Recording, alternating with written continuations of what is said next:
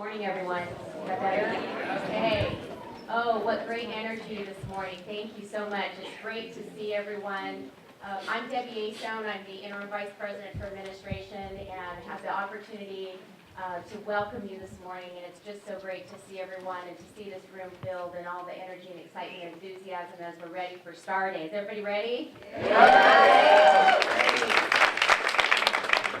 Well, this is the 4th annual Staff Training and Recognition Day. It's hard to believe this is the 4th one, and each year they just continue to grow, and the participation and enthusiasm. And again, as President Castro mentioned this morning, I want to thank the Planning Committee. Job well done. Well, a lot of hard work and a lot of great participation from our colleagues here on campus, so you're really going to enjoy the rest of your day. And today is about you. It's about recognizing all the great work that our colleagues across campus do every day in serving our students and faculty, and the great work that's being done here all year long. And another great year, and so give yourselves a round of applause because everyone has worked really hard.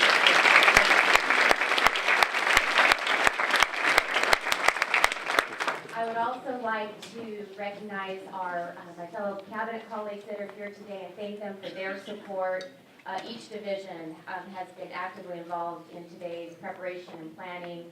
So I'd like to first recognize and welcome our Provost and Vice President for Academic Affairs, Dr. Lynette Gillespie.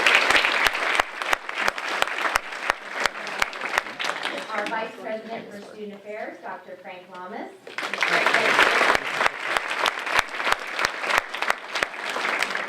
Paula Castadio, our Vice President for University Advancement.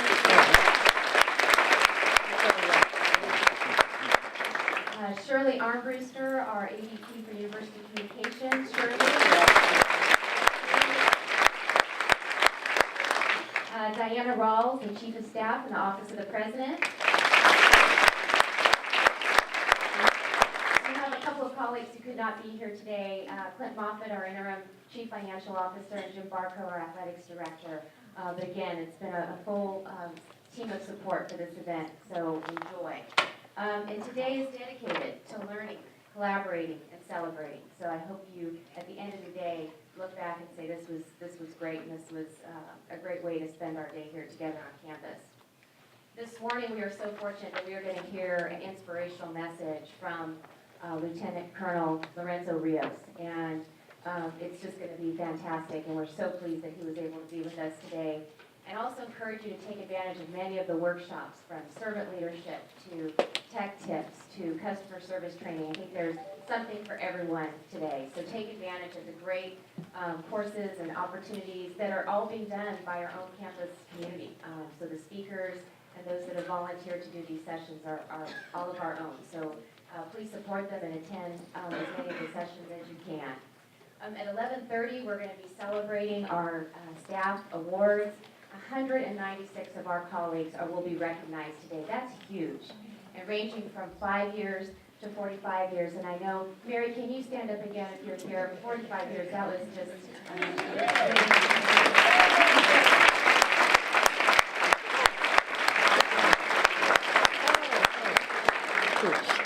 And as you go throughout the day, challenge you to learn something new, meet someone new. If you haven't met somebody, go up and introduce yourself. Say hello, welcome them.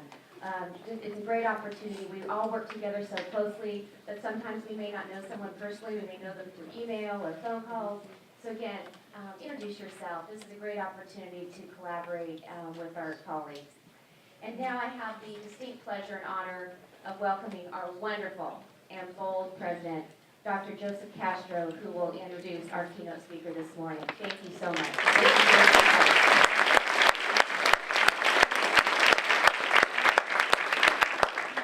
Thank you, Debbie. Good morning, everybody. Good morning. We actually have a lot of seats up here. If anybody wants to come down, you're welcome to. If you want to stand up, that's okay too, but you're welcome to come sit down with us. Debbie, thank you so much. I also want to acknowledge Debbie for her leadership. I think a lot of the great things that are happening here at Fresno State with our whole team have something to do with Debbie Astone's leadership as well. So can you join me in thanking her?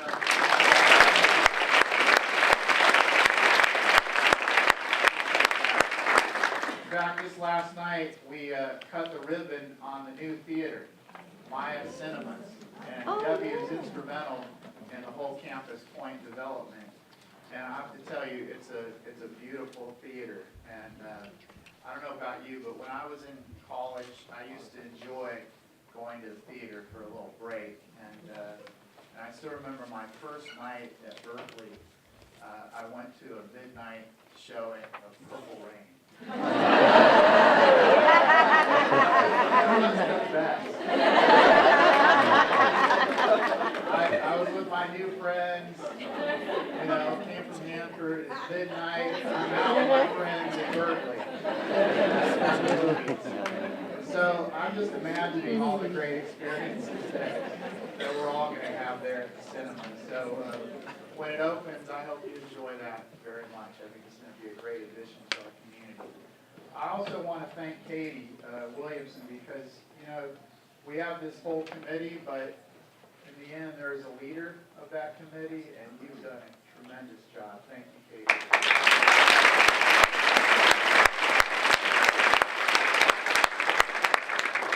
And speaking of bold leaders, you all have been embodying that philosophy, and I want to thank you for it. Whether it's the Bold Ideas Challenge or the President's Showcase of Excellence, where the energy in that room was incredible, or the cafe projects, and there's so many other examples, and I just want to thank you all for participating in those and so many other activities.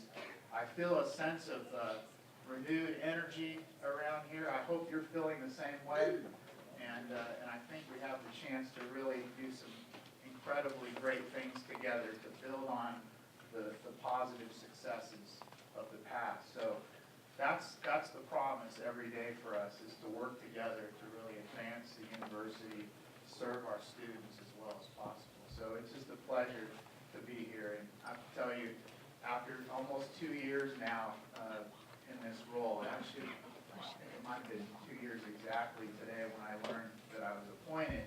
From that time till today, this has been an incredible adventure. Not knowing exactly what was going to happen from day to day, but I'll tell you, it's the most fun I've ever had in my life just because of all of you. So thank you. Also, speaking of bold leadership, we have an incredible keynote speaker today.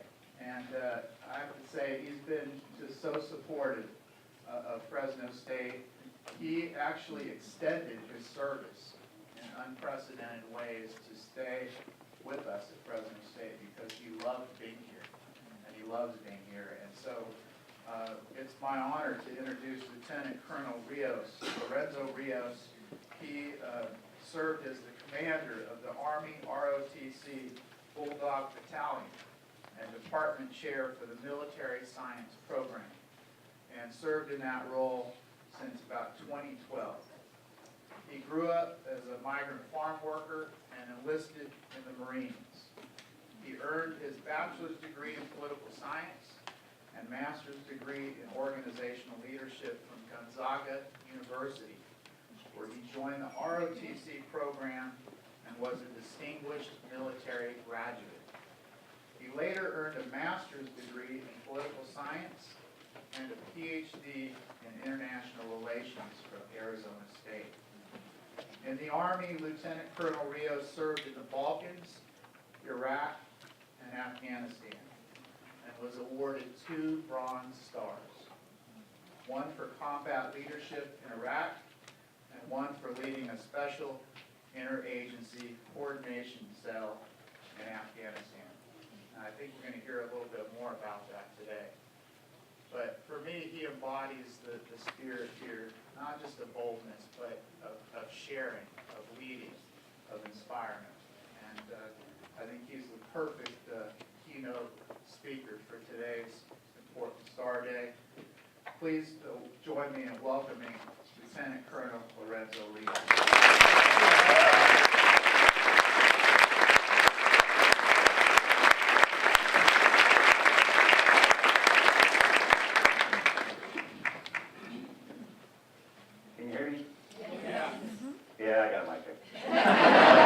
Didn't sound like I was really doing a good job, did I? Well, I'd like to tell you that you're going to hear something really great, but you're probably not. I'd like to tell you that you're going to hear something completely new and innovative, perhaps so enlightening that you go, wow, I didn't think about that before, but you probably won't. I'm a humble man who does his best to talk and be real. And so I'm just letting you know right now, if you were looking for something really fancy or whatnot, or something really of substance, well, maybe you're not going to find it here. So here's what I've done for you. I've lowered the lights and no one can see. So if you have to take notes because you look like this, I know you're not sleeping. I know you're taking notes, but no one can tell. So you see, I'm working with you. And from the lighting right now, I can't see if you're doing that, so it makes you feel a little better. Today's presentation, I will tell you, I thought about it long and hard, and poor Katie, she still has hair, and I think have beautiful hair at that. But she asked, Lorenzo, could you give me a title? I said, yes. Weeks later, Lorenzo, could you give me a title? Yes. And I just kept thinking, as soon as I have a few minutes, because as soon as I don't have anyone in my office, no student is in my office asking for that, sir, you've never heard this story before. Let me tell you what happened to my paper. It just didn't happen. And then all of a sudden, finals came, and oh my goodness. And Katie, bless her heart, she didn't let the program fall. She goes, okay, I got your title. It's the fine art of collaboration. I came back to her and I go, what is that? Her response was simple. That's what you get for not giving me a title. So I thought, touche.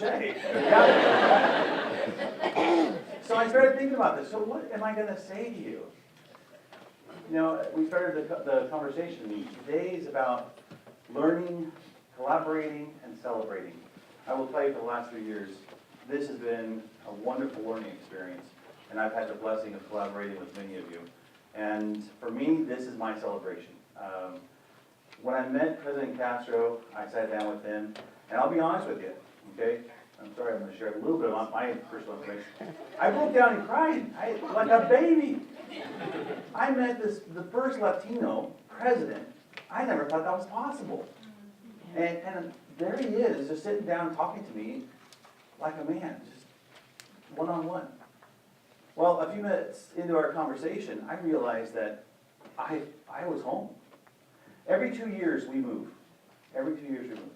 By the time I got here, my children had already been to 12 different schools. That was a challenge, and I never realized it until we actually stayed in one place for more than 2 years. What impact that has on their development. But I looked at him straight in the eye and I said, because of you, my friend, I'm going to retire, and I'm going to stay right here. Because your initiatives, your bold initiatives, need not stop here. We need to wake up the valley. And I will tell you, it's been exciting. Shortly after our meeting, I went ahead and talked to my boss, and I said, sir, I'm going to stay right here. To which came a series of counselings.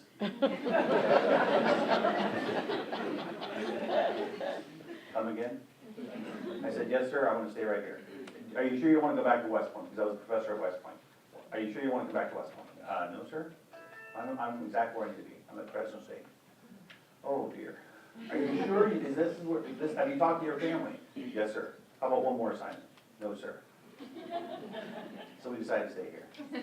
And I've been celebrating that moment because what I've discovered is I'm not that unique and I'm not that special. And when I go out into the orchards now, I get to talk to the kids and go, Mijo, don't let anybody tell you that your current circumstance is what's going to determine your future. Because I'm dumb as a rock, and I was able to get to a different place by choosing to not necessarily go to the quinceañera, but maybe go back and do my readings. And I will tell you, it was not because of personal discipline. It was because of the firm hand and love of my mom and my dad. They made sure that my priorities were straight.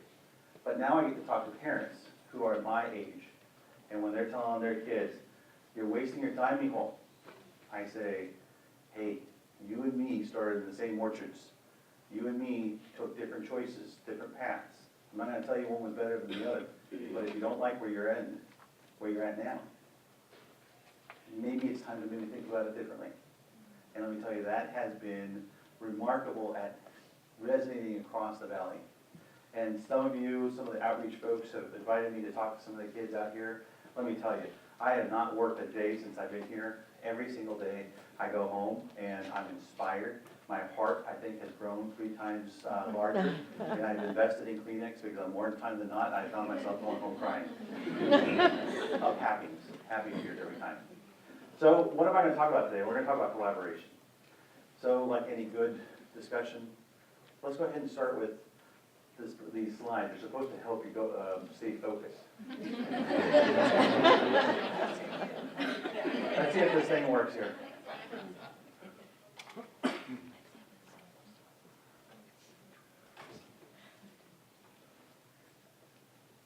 Well, it doesn't work. There's always plan B. Well, there's plan B. There's a video that was supposed to show you how geese, the wisdom of geese. Does anyone know why they fly the way they do? Anybody? Yes, it's kind of crazy how they're able to create lift, and the bird that's up front is really taking the brunt of the resistance. But because of that pattern, everyone does a little, and no one does a lot. And when one of them breaks away from the flock, it feels it. It feels it. And it gets back in line and works together. And it's the most beautiful thing to see. You see it every day, you never think much of it. And that's a beautiful sign of collaboration. You know, if you ever watch them, you'll always see that there's always this pattern. One isn't up there the entire time. It breaks away and lets another one go up front. So that there doesn't seem to be a fight for who's in charge. Because the leader in that situation is not about, I'm the boss. It's about one that's facilitating the rest of the flock getting to the objective together. And it's more of what I would offer to you as servant leadership. And later this morning, you'll have an opportunity of listening to President Castro, I believe, is doing a presentation on servant leadership. Collaboration requires you to think about leadership in a completely different way. Collaboration is going to require us to think about what it means as it relates to us. Now, I'm a simple man, as I told you before, and I figured, you know, if we're going to talk about this thing, collaboration, I should probably look it up. So I went on to the internet and typed in the word collaboration, make sure I was spelling it correctly, and I was pronouncing it correctly. This is what I discovered. But in looking it up, what I discovered was this interesting depiction here. I don't know if you can see this. Here in the 1800s, you don't see the word being used very much. It's this interesting dynamic after the 1900s. There's this spike of the use of that word going up. I started thinking, wow, that's interesting. I never thought about that. It wasn't a word that was commonly used prior to the 1900s. And the term collaborate, pull together and collaborate to labor, to work together, seems like a simple concept, but has anyone ever found collaboration to be simple? No. I discovered that it's scary. You know, if you want it done right, you gotta do it yourself. And you tell me that I'm supposed to do half of it and then give it to somebody else? And my name's still associated? Say again? I'm supposed to share information with whom? What if they get the promotion and I don't? What if? Well, what I discovered is something that happens right here. Anybody have any ideas of why after the 1900s we start seeing this term called collaboration? Industrial Revolution, okay, we got some history out there, yeah. We all of a sudden have an absolute need to start working together. But look at this interesting spike. All of a sudden, we are in this window where that is a very common term. Okay, well, let's think about it a little further.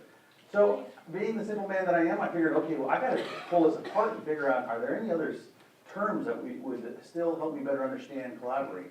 And these are the terms that I found that are synonyms, like items, like words. Teamwork, alliance, concert, partnership. How many of you have heard these terms over and over? It's the buzzword, right? And yet, do we really collaborate? You know, you hear the word, but at the end of the day, what we find is that we say it, and this is something that anyone who worked with me has heard me say multiple times, deeds, not words. People talk a good game, but show me, show me.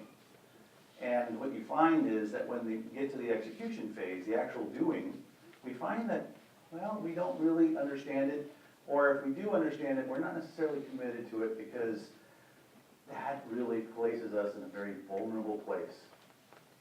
But those who have actually done it, and done it well, we'll think of Apple, Google, we'll just throw some names out there.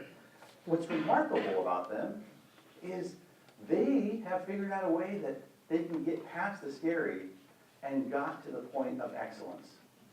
And I know that excellence prevails in this university because I've seen it every day. These bold initiatives that I've seen, these bold ideas that were not kept internal, but shared and then showcased. So we have those pockets, but it's not something that you see across the board, but it's something that you hear everywhere.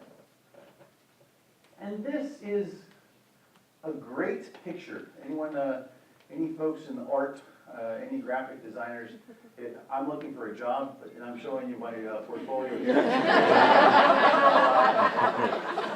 This right here depicts the ocean. Those are waves. And that's an iceberg. I'm not sure what the laughter's all about. What this is really showing you is this is what we normally see of this thing called collaboration. We see the teams coming together. And everybody's heard the term, you know, the different stages of team building, forming, storming, norming, and if you're lucky, performing. How many of you have found yourself doing the forming, storming,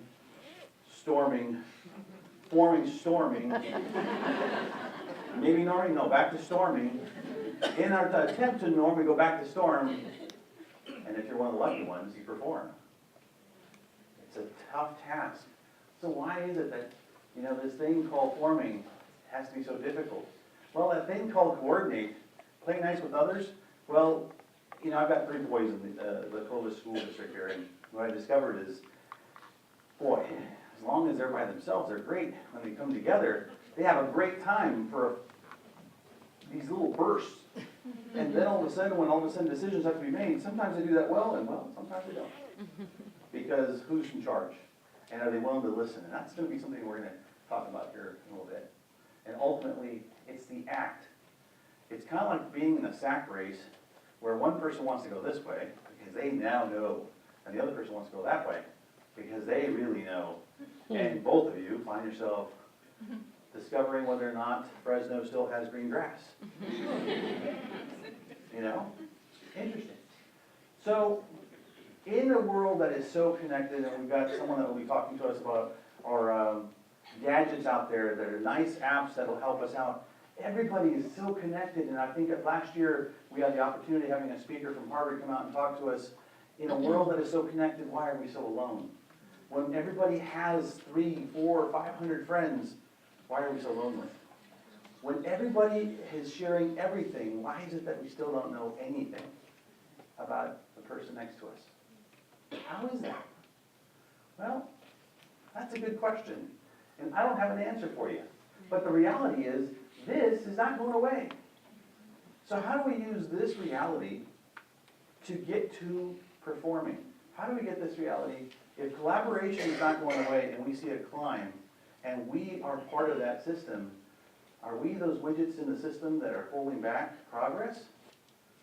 Well, I'm going to tell you that I'm a firm believer that success or failure starts, and Michael Jackson is one of my heroes. There was one song that really was a slap in the face of reality for me, and it talked about change.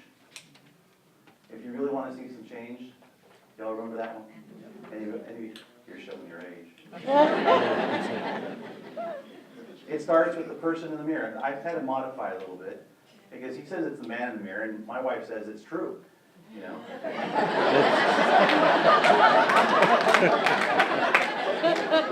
But I'll say the person, fair enough?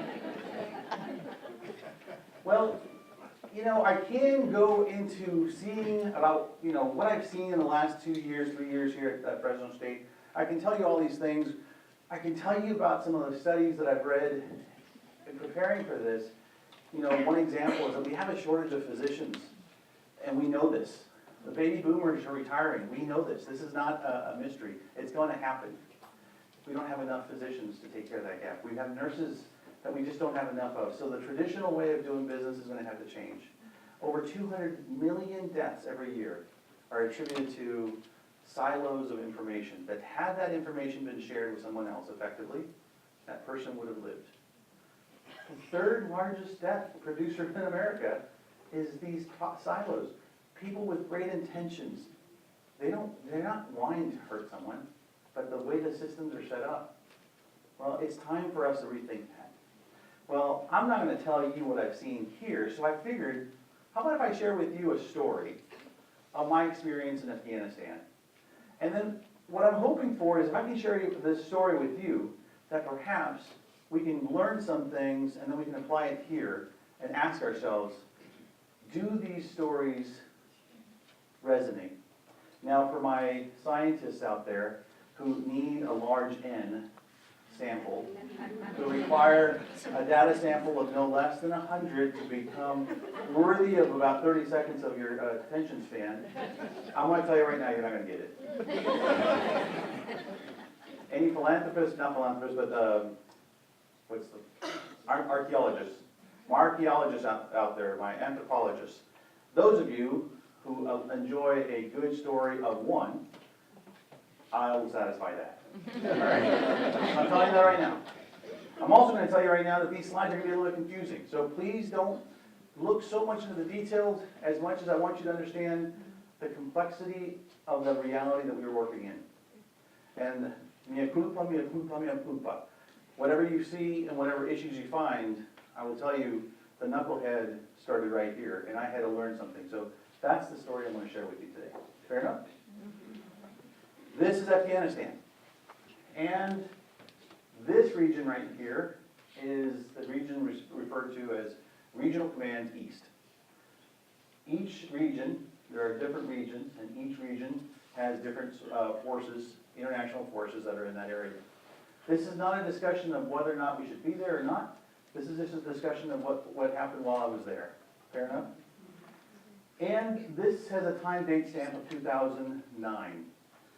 So the information that is on there is dated, so those countries perhaps are in different locations now, so for security purposes, there's nothing here that is compromised for our folks out there. What you find right here is we have French, we have Polish, we have British, we have US forces.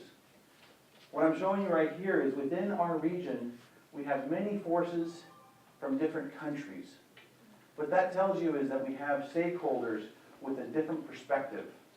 Their view of what right is and success is slightly different than the other.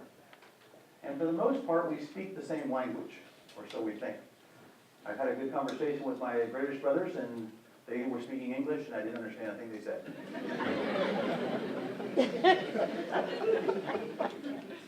Enough there. Now, these different regions, these are different provinces, and so we've got Bamyan, Nuristan, Panjshir. Now, the area that I'm going to be focusing on is Paktia, Khost, and Paktika. Now, everything has to be abbreviated, and everything has to get smaller. We can't say that over and over, so we refer to that as P2K. 2 P's and a K, P2K. Kind of sounds fine, right? So this is our way of understanding where we're working. When we say P2K, nobody else understands what the heck we're talking about. And the Polish, I love them to death. I never understood what they were talking about. So we already have a problem here. We're referring to the same piece of land in different terms. We're all on the same team. Well, I figured, well, maybe it's because we're different countries. Hence the challenge, well, let me focus on my folks. I'm just not going to worry about the international aspect of it. I'm just going to focus on my folks. Maybe that'll simplify things and I can get things done. Because at this point in time, I say, and nothing's getting done. Many times I get the north-south and they'll say noted, but that's as far as it goes. Now that's a little frustrating. We sit down for a good conversation and we talk, but nothing happens. I'm a person who needs to see some type of results. What are my deliverables? And that's a term that you'll hear me say over and over, and they were like, yes. What does that mean? So I went back and I focused more in my region. And now to understand how we're structured, at every level, we have a general, and as you can say, this is dated. General McChrystal was the ComStat commander. He was the overall commander for the theater of operation, followed by Major General Scaparati, who was the 82nd Airborne Division commander. What does that mean to you? All that really means is that there was one person in charge to give orders, and this is the way decisions were made. Yes, yes, yes, yes, yes.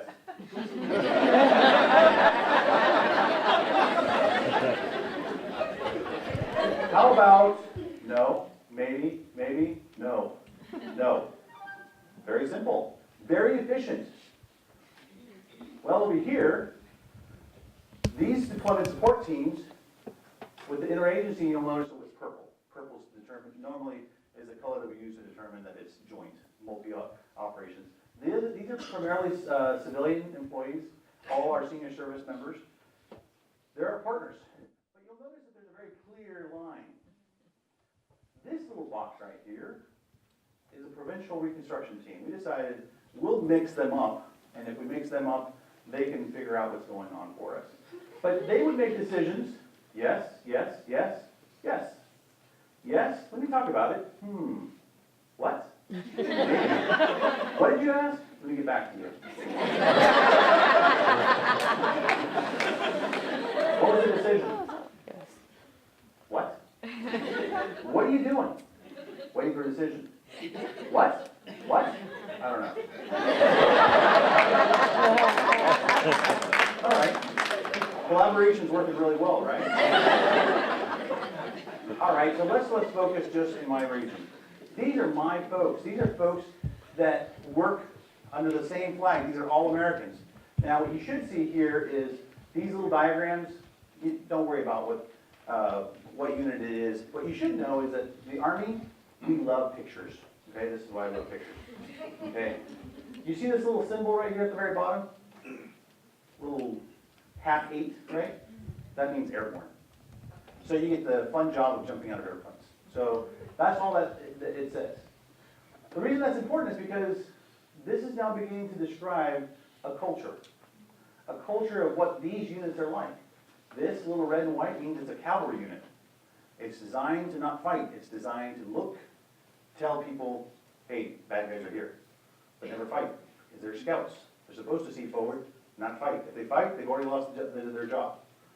They're not to be seen. But they're airborne. When you jump out of an airplane, it's hard not to be seen. So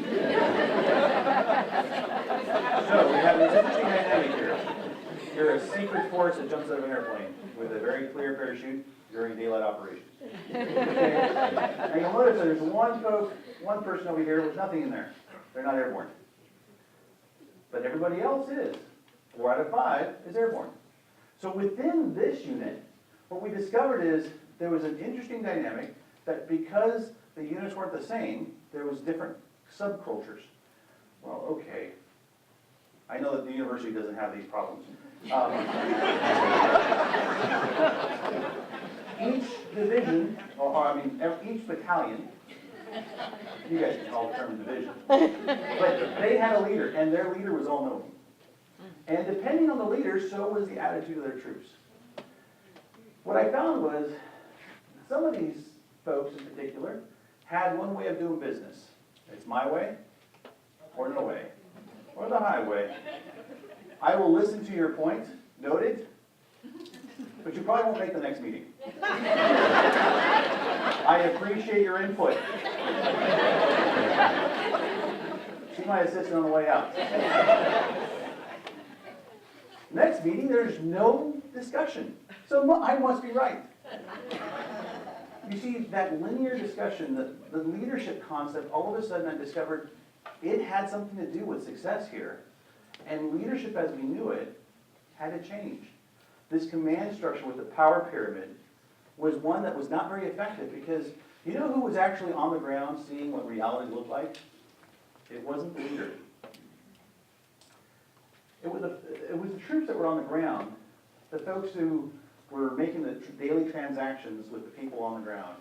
They knew what was going on, and they had an opinion, and they had observations. Some commanders did a great job of asking and creating a culture of learning, of creating a culture of collaboration, and collaboration, not where the word was just a fancy term, but a way of life, where I would ask, what are you doing? Did you know I'm actually working on that same project? What part of it are you working on? I'm working on this. Well, right now I just can't get my information out there. You know what? I know somebody who works with apps. I wonder if he could help me out. Well, that dynamic doesn't happen by accident. And what I found here was these leaders created a reality on the ground that either set the unit up for success or failure. Well, if we just stopped there, we would only know but maybe a tenth of the reality.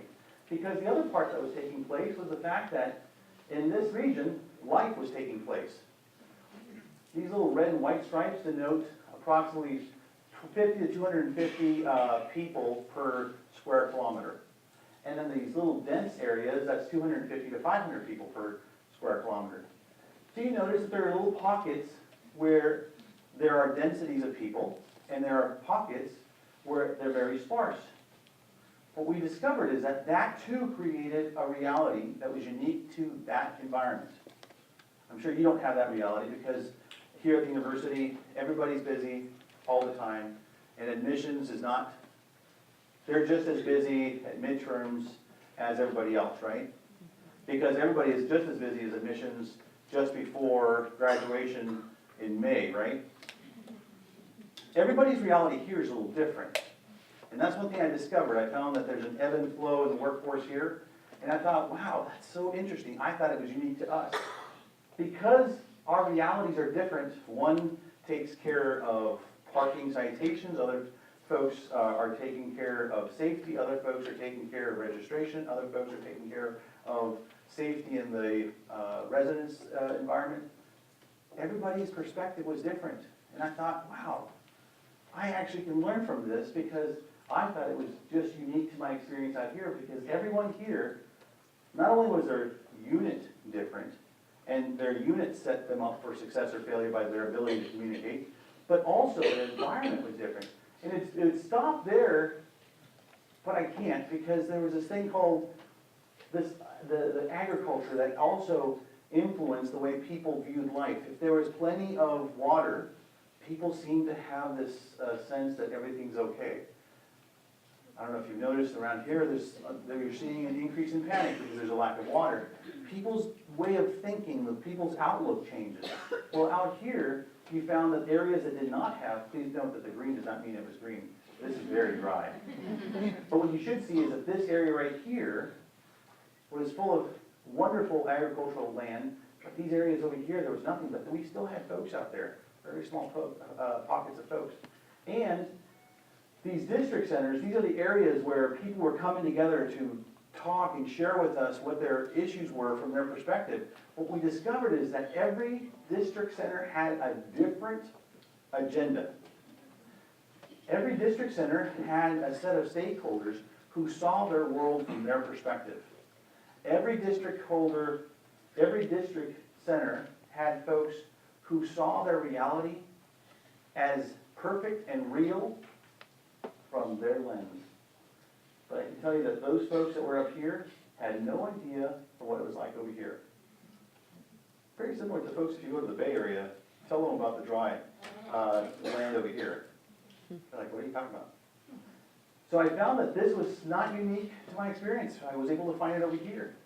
And we had the bazaars. Bazaars were these wonderful locations where people were able to bring their goods and they were able to start selling. And what was interesting is it created new entrepreneurial spirit and new ideas. So what we found was their attitude towards collaboration was so different than folks out here in the hinterland. We discovered their ability to collaborate was also a component of their environment. And here, We add another variable. The ANA was the Afghan National Army, the ANP is the Afghan National Police, and the ABP was the Afghan Border Patrol.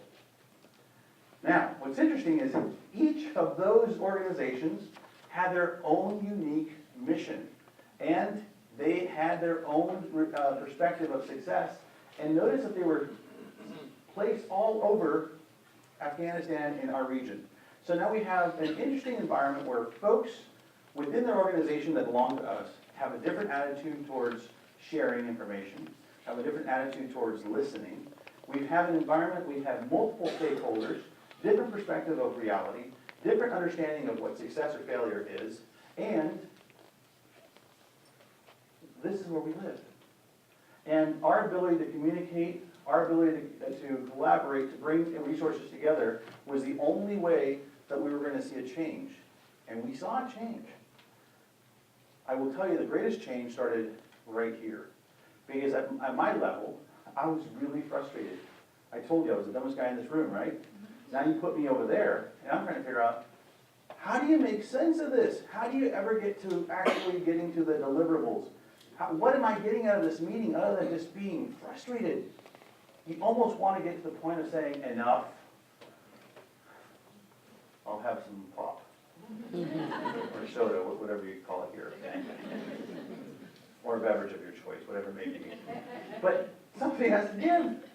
Well, it doesn't stop there. We add the different tribes.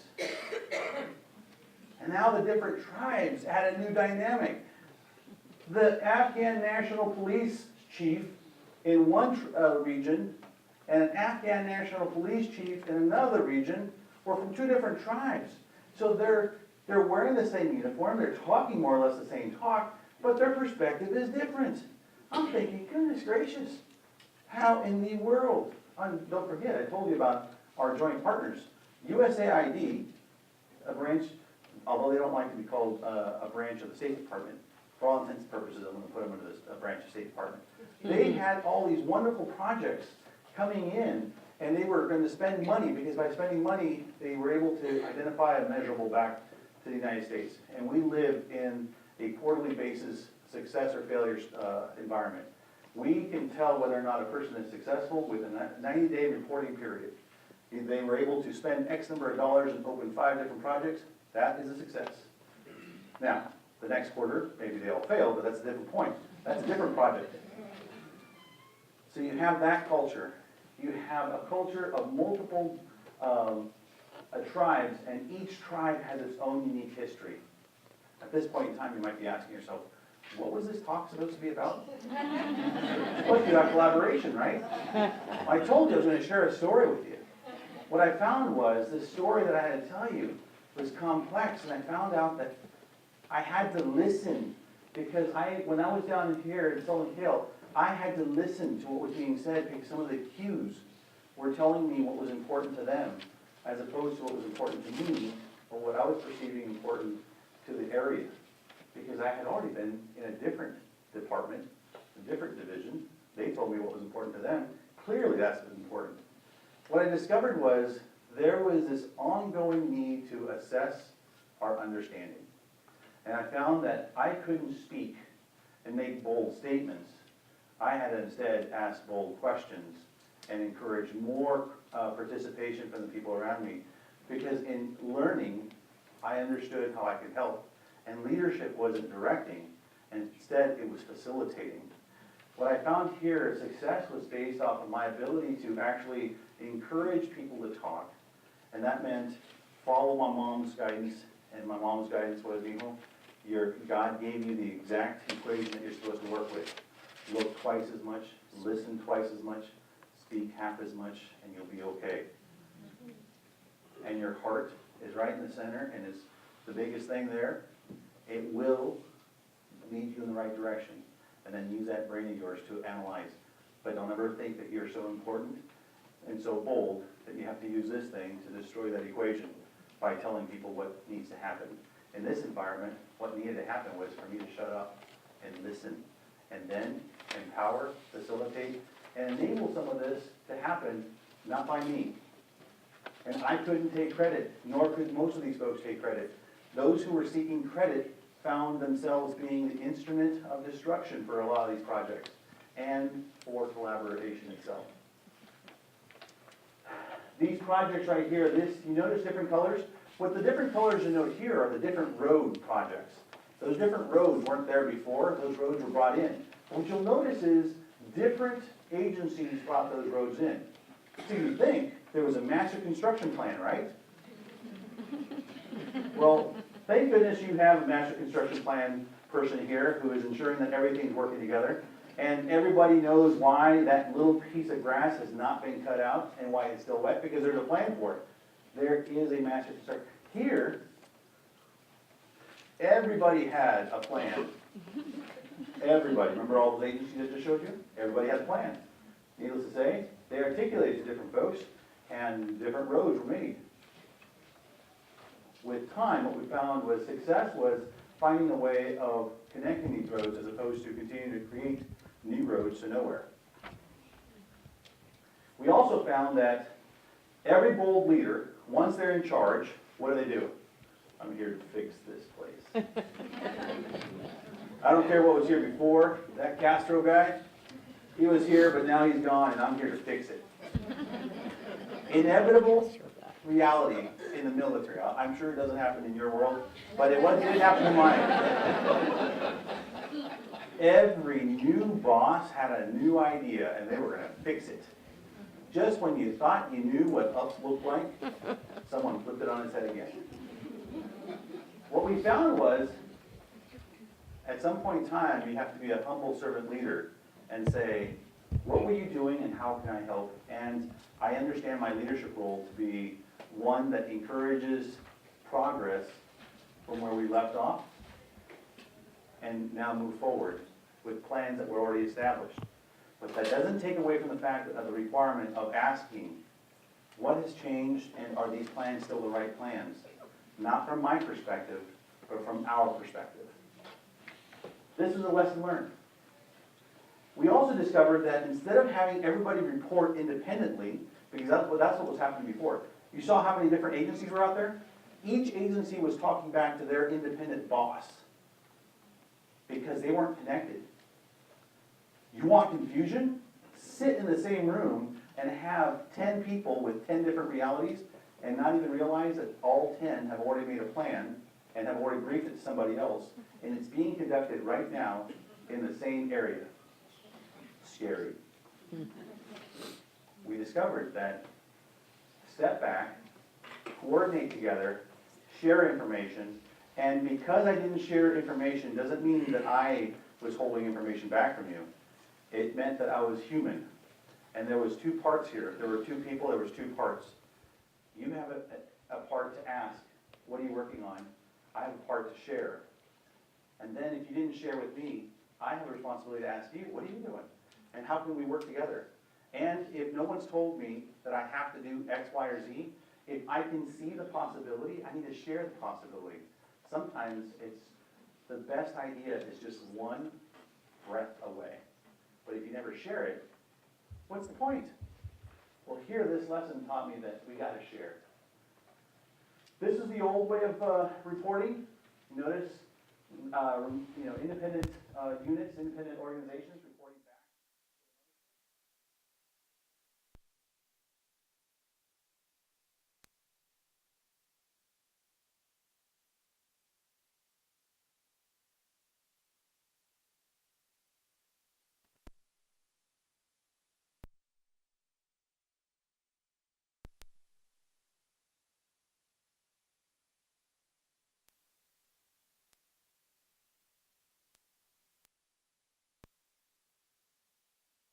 Fly into a different sector, but another unit was flying into that sector, and it just meant that instead of flying in my aircraft, I flew in another aircraft. Another cost savings. There were certain situations where I couldn't go to a certain location because I didn't have security, but somebody else was going there, so I was able to go with them, and now I was able to host a meeting that otherwise I couldn't have had. All because we were now sharing. And it seems more confusing, but I will tell you, for the first time it was like taking a breath of fresh air. It was kind of like Fresno after it rains. You know? Where all of a sudden you realize we actually do have mountains. Yeah. Here are different agencies all coming into this little red box here. And what was interesting is everybody had a different way of training before they got here. Everybody had a different understanding of success when they got here. Everybody understood what their focus was going to be and what their mission was going to be, and everyone had their own unique culture before they got here.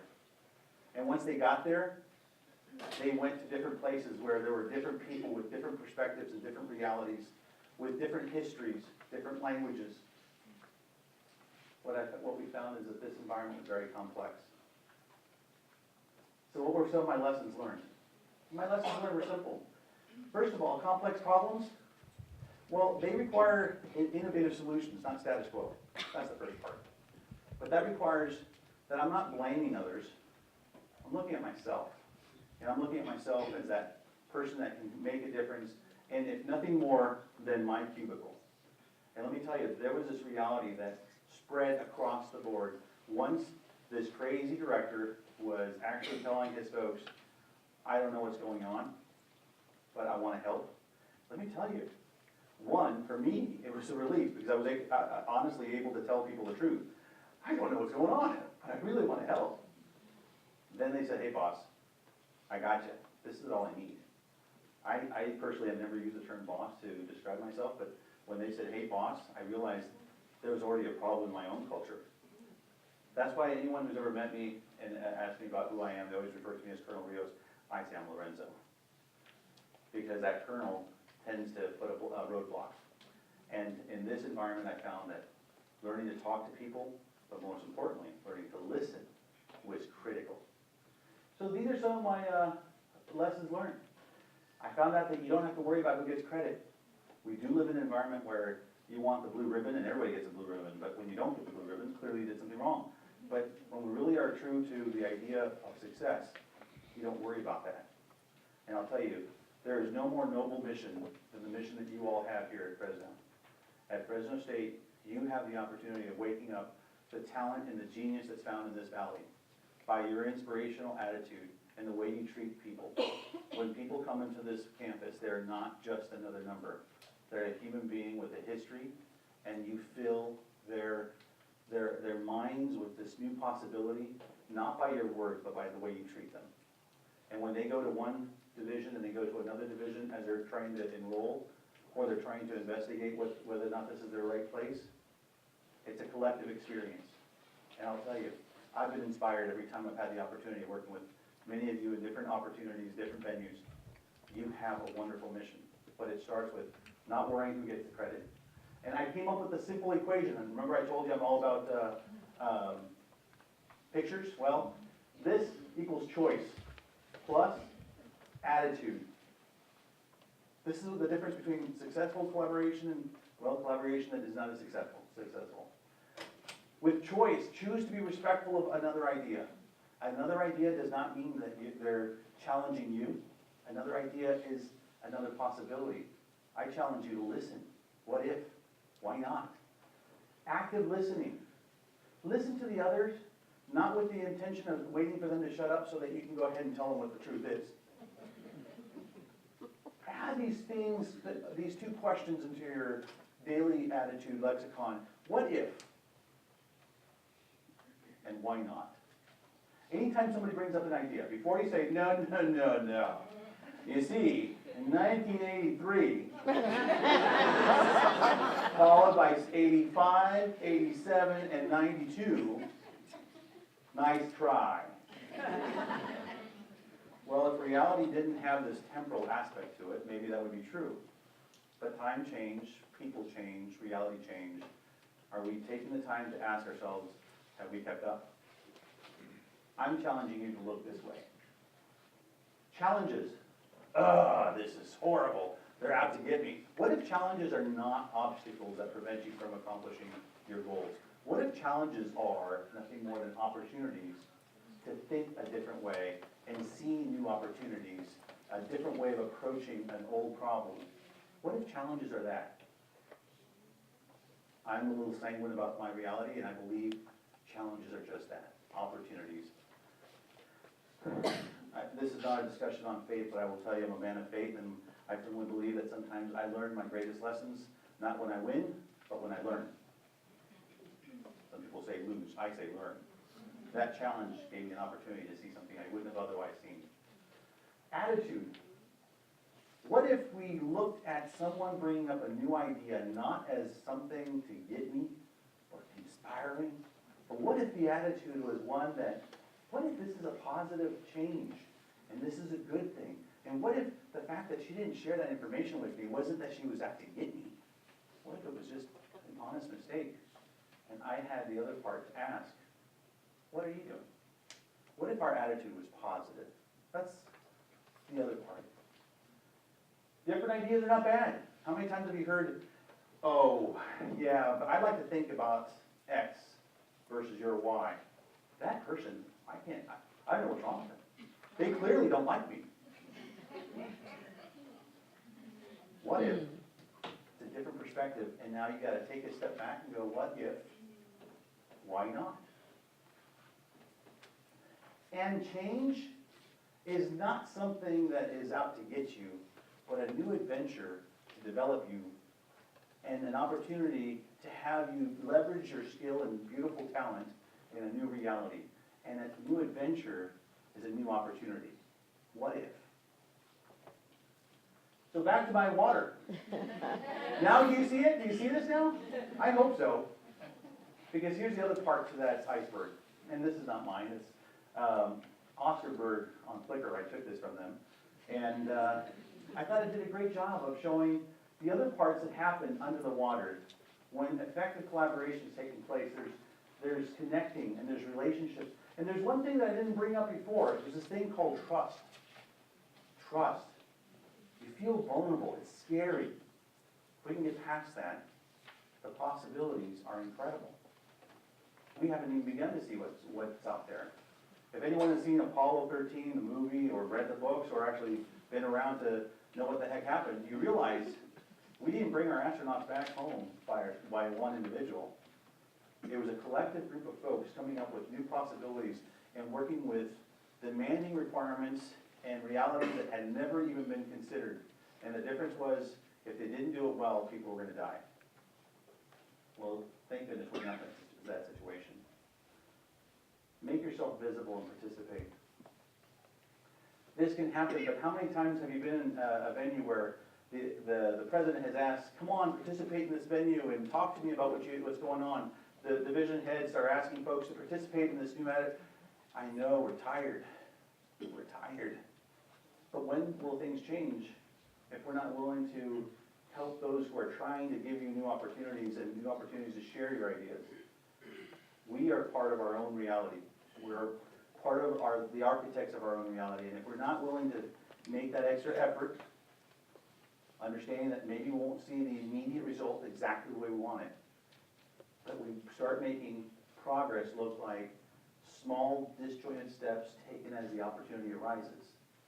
So ultimately we get to where we want to go. We'll never get there, but it starts with you.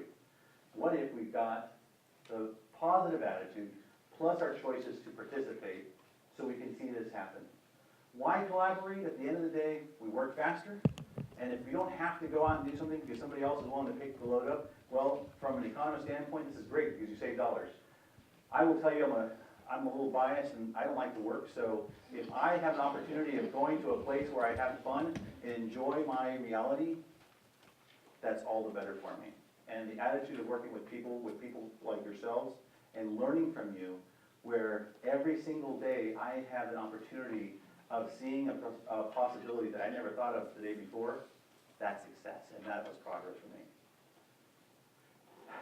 So, my challenge to all of you, it's almost over. I'm sure I've already exceeded my time, and I apologize.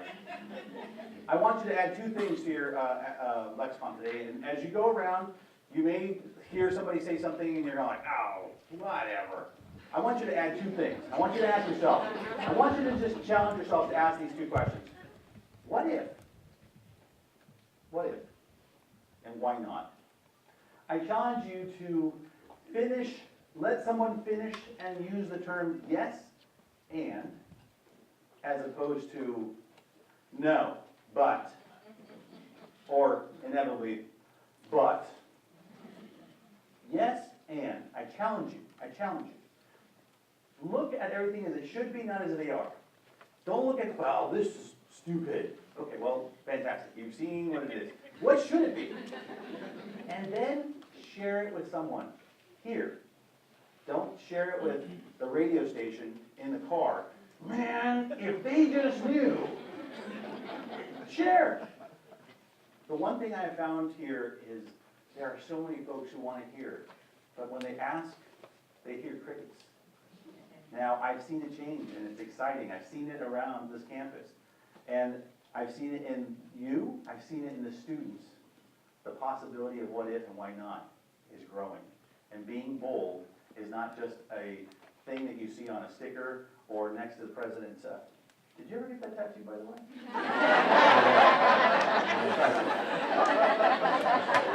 Folks, be bold. Be bold. Any questions?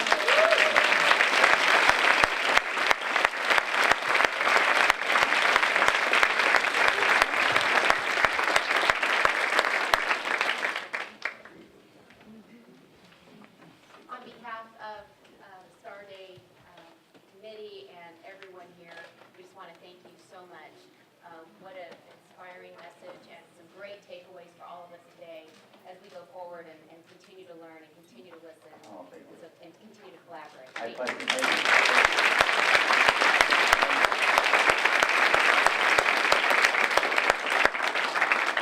Now, We talked about humble servant leadership, and one other piece if I can add. Lorenzo has graciously donated back his honorarium to an endowment that supports scholarships for dependents of staff. And so I just want to make sure and share that with all of you.